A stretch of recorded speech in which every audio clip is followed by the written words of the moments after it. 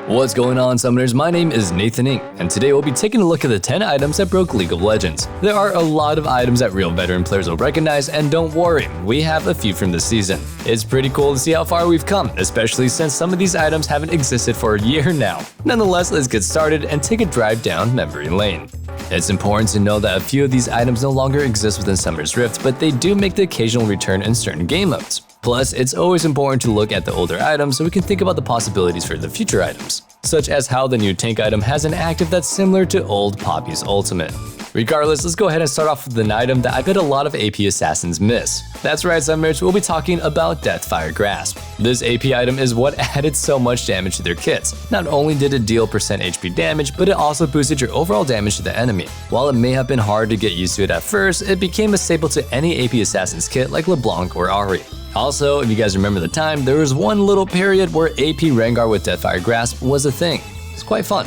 While we may miss the item as a whole, it was soon replaced by items such as Gunblade and Everfrost. Now, with the item rework, there isn't a real placement anymore. For its time, it was an extremely powerful item that allowed assassins to one-shot nearly any champions in the game. Overall, it'll make us wonder if Riot will ever come out with a new item to fill the void left in Katarina mains everywhere. Our next item is one that used to be fairly popular within the Smurf community, and made its face known occasionally in high elo. Sword of the Occult was the AD equivalent of Medjai's and was super strong on champions with high AD scaling and survival like Pantheon. While it could technically be built on ADCs at the time, it was far better just to stack Infinity's Edge or Bloodthirsters due to their overall damage efficiency. The meta itself wasn't built around Sword of the Occult, but its ability to snowball already powerful AD champions made it extremely powerful in the right situation. Similar to Medjai's, it shouldn't be underestimated how much power this item could provide. Overall, even without it being built often, the times that it was built made it the staple for carrying a game to victory.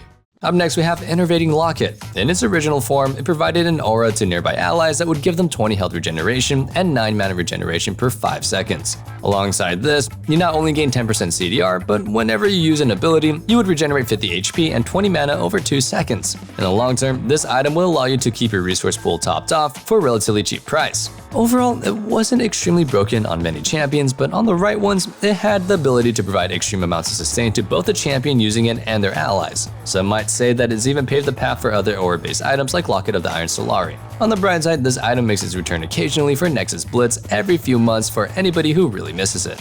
Before we dive into the next few items, don't forget to check us out at ProGuides.com, where you can view our great catalog of coaches, courses, and overall a walkthrough to your dream rank. While you're there, don't forget to use the discount code RANKUP2021 to get 20% off your next subscription. If you've always been curious about how far ProGuides can take you, well, now's your chance. Nonetheless, let's get back into our video.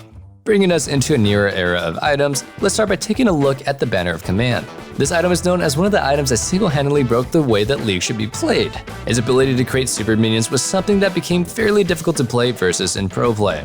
Especially when this tactic was paired with somebody like Yorick, turrets could easily be wiped from the map if the enemy team didn't respond fast enough, and it eventually reached the point where solo queue lobbies were nothing but people building Banner of Command in order to gain promote minions and create massive waves without having a real split-pushing champion. Overall, it created a meta that prioritized on the items and pushing with it rather than focusing on a specific strategy. This, alongside a few other things in the meta, created an extremely boring pro scene that eventually led to the removal of the item, the closest coming near it being the new Hullbreaker item. Our next item, ZZ Rot Portal, was a monstrous duo to the Banner of Command meta. Its ability to create a portal that spawned void minions only added power to the Banner of Command, and this item had multiple empowered minions that could aid in your tower taking abilities. Alongside this, you could simply drop a ZZ Rot before recalling in order to create pressure by helping to push the minion wave. And if the enemy decided to ignore it, they would eventually lose their turret to its amazing split pushing ability. Similar to the Banner of Command, its influence on the meta created a fairly boring to watch split push battle that led to its demise. The concept of ZZ Rot was always a pretty interesting one. It makes us wonder when and if Riot will ever release something similar to it since it was so unique. The closest thing that we have to it now are Yorick's minions and his maiden. Speaking of monstrous items, Gargoyle's Stoneplate was extremely powerful last season. While it's still a fairly strong item, it's nothing compared to what it was. Now it only provides some extra stats with an extremely potent shield. But before, not only did it grant 40 armor and 40 MR when you use the active, but it also increased your max HP by 100% while reducing your damage by 60%. The issue with this item is that it provided a high amount of base armor and MR. Now, it scales with your champion's ability to survive long enough to get the most benefit from the scaling defensive stats. It finally fits the place of a tank item when before it could just be picked up by anybody who needs great survivability and tank stats. Overall, its change created a better environment for League as a whole, but it's still scary to see a Cho'Gath use it and just one-shot an ADC with his ultimate anyway. Before we continue on with the newer items in Season 11, let's quickly go over our question of the day. If you could resurrect one thing from the item graveyard, what would it be? Honestly, I think it'd be super cool to see Deathfire Grasp come back. I really do miss that AP Rengar. But, you know, it wasn't very fun on champions like Veigar, so who knows? With the new season came a whole new array of items that of course included a few broken stats and actives. For enchanters, there were quite a few powerful options, including one of the stronger items through the season known as Shurelia's Battle Song.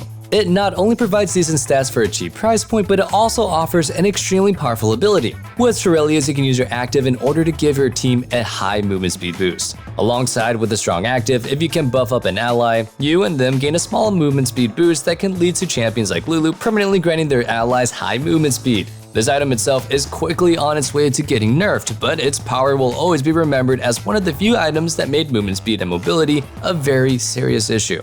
Up next, we've got Ardent Censor, and not just regular current patch Ardent. No, we're talking about when Ardent Censor first came out and developed into the infamous Ardent meta. I'm sure all of you remember it. The times where only enchanters were played, and it was all about hyper carries and how well they could utilize this item. This created a time when the game was so bot-centric it felt extremely boring and out of control for a lot of the other roles, and all you would see were characters like Jinx paired up with Lulu or Soraka. This not only showed up in solo queue but also in high levels of play like LCS. Overall, its nerf made some pretty big changes, and while the item is still in a good spot in the current patch, its position as one of the strongest enchanter items is still only matched by the likes of Moonstone Renewer. By the way, we're doing a giveaway right now on our Discord. So if you want to join an amazing community of people like you that loves lists and talk pieces like this, go ahead and check out our Discord using the link found in the description below. Once you get there, all you have to do is subscribe to our channel and read the rules so you can go ahead and have a chance to get some free skins. So, what are you waiting for? Join! Nonetheless, let's get back into the video and take a look at a few more of the newer items added to Summoner's Rift this season. Bringing us back in, we will take a look at Will of the Ancients. This monster of an AP item boasted not only 80 ability power, but also a nice 10% cooldown reduction stat.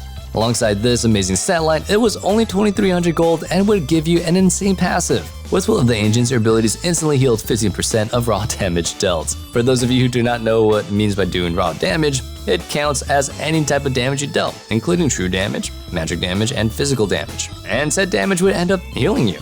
As a nice TLDR, you get a ton of healing and damage for an extremely cheap amount of gold, which was abusable by quite a few champions. For example, with champions like Vladimir, Kennen, Katarina, and Mordekaiser, this item provided high amounts of sustained healing and DPS to the point where it was just a staple item on most of them.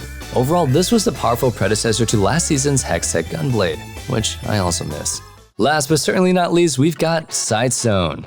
This item used to define the support meta as a whole. Before all the new support meta income methods, being able to build a SIGHTSTONE was the entire goal of a support and, well, Lee Sin. Alongside their low income, it provided very mediocre stats, even for how cheap it was. That being said, the real power in the item was that anybody could build it, and while some, like I mentioned Lee Sin, used it for offensive purposes, it overall granted a ton of power to laners and junglers alike, because we all know, vision is the best way to win. That being said, it was an amazing item for Lee Sin players as it let them just create the standard of all decent Lee Sin players being able to insect. Overall, while it was overpowered for other players, SIGHTSTONE solidified itself as one of the defining items for the support role as it eventually led to the new and improved support income systems. Before we close out the video, we felt like it was important to include an honorary mention for Feral Flare. While this item has been out of the game for quite a while now, it's what created the Master Yi nightmares that haunt many players today. Alongside its great stats, it gave a Medjai's type stack system that allowed for some amazing scaling. These stacks not only increased your damage to champions, but it also helped you shred through the jungle camps at an instant. Not to mention, it gave you a free ward to place down, which in and of itself is already a massive advantage as a jungler. Alongside with our Feral Flare mention, we felt it would be unfair not to mention Force of Nature. Well, the old one. This item was brought back for Season 11 as a good magic resistance option versus damage over time champions. The issue with Force of Nature is that not only did it give you a whopping 90 MR, but it also could regenerate 1.5% of your max HP every second. And if you pair this up with Warmogs, you get some insane regeneration. This means that it was a good item even if you didn't need high amounts of magic resists. Plus, you also get a nice 8% movement speed boost.